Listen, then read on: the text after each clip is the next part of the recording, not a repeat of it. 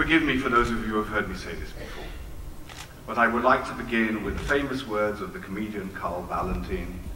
Everything has been said, but not everyone has said it. The information that has been provided to us itself is so stunning, so shattering, that it doesn't need any further spelling out. The only thing I can contribute is, if you like, some reinforcement from the perspective of my own tradition that we, each of us, were asked to address.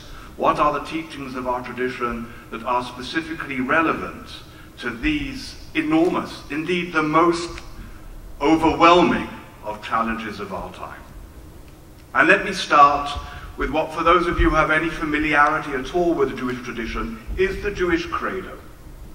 That Jews recite, observant Jews recite morning and evening. Hear, O Israel, the Lord our God, the Lord is one. There's only one, one is all, and all is one. Everything is interconnected.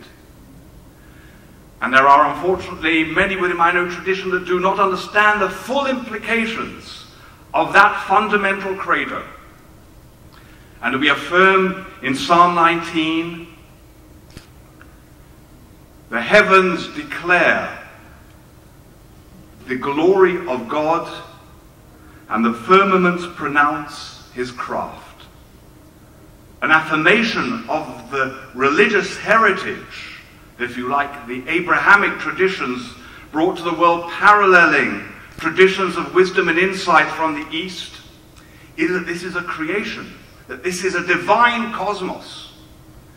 And therefore, just as any act of disrespect to your fellow human being is an act of disrespect to God, any act of disrespect to the creation, to the cosmos, to the ecosystem, is a desecration of the divine name and of the divine presence.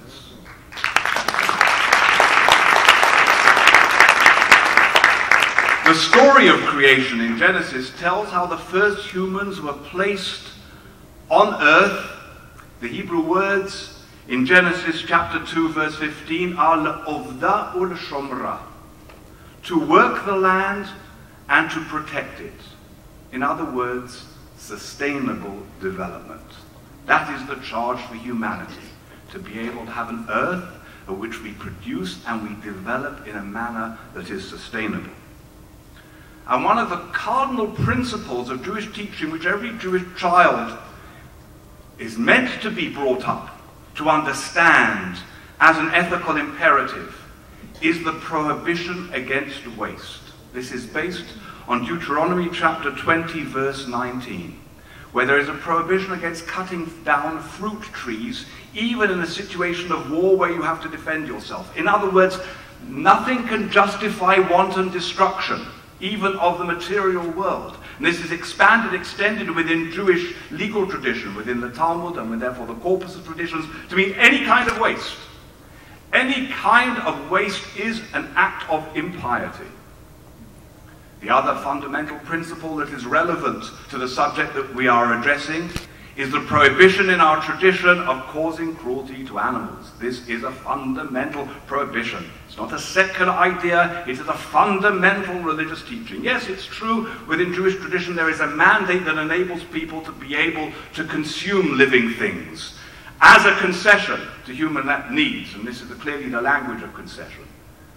And probably there were times and places where it was difficult for people to be able to get their necessary nutrients without resorting to some form of animal protein. But it's clear that this is not the ideal.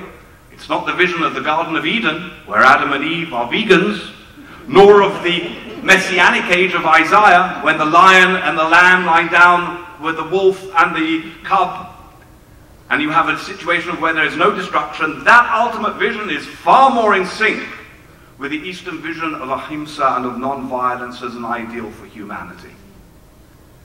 But if there is that need, Judaism lays down strict restrictions so that must be minimal cruelty. Anything of wanton cruelty is, again, a total desecration.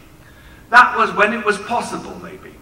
Today it is clearly impossible, as I will further elaborate upon.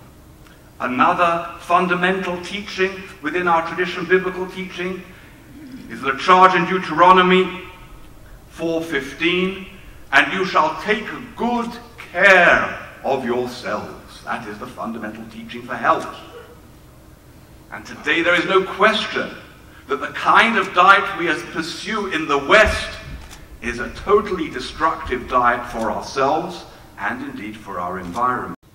There is a story in the Talmud about a gentleman known as Choni Hamagel, Choni the circle drawer, because he used to draw a circle, and within the circle he wouldn't go out of it until he had prayed with such devotion for rains to come down for the benefit of all. But the story is told that Choni Hamagel came across a man who was planting a carob tree. And he said to him, "How long does it take for the carob tree to bear fruit?" And the man said, "Around 70 years. He says, "Well, then you're never going to have fruit from this tree." He said, "That's right." So he said, "Well, why are you planting it?" He said, "There were carob trees for me when I was born. Somebody planted those.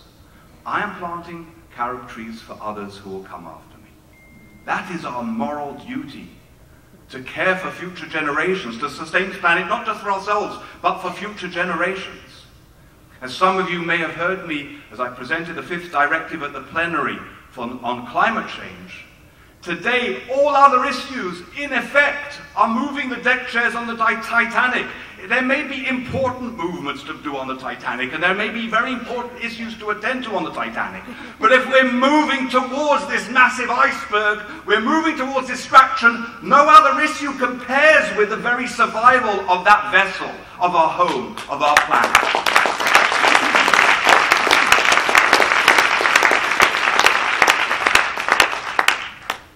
Meat is a drug, and it is difficult for people to wean themselves off drugs, and we therefore need to have compassion with regards to those who have been brought up on such drugs. But the problem is not just meat. Sadhviji was very kind to refer to me in Melbourne. In Melbourne, I was moving in a direction, but it was not good enough. I had no comprehension of the enormous cruelty involved in the dairy industry and in egg production. It's as bad in the West, and it's getting worse in the East. The religious imperative is a plant-based diet, a vegan diet.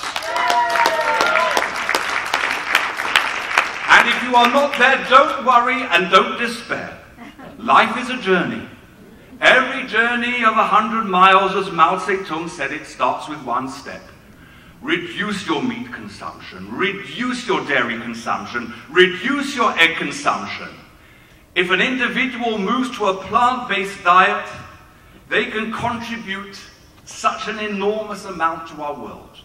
So don't try for an enormous contribution, but at least make a contribution and save our planet.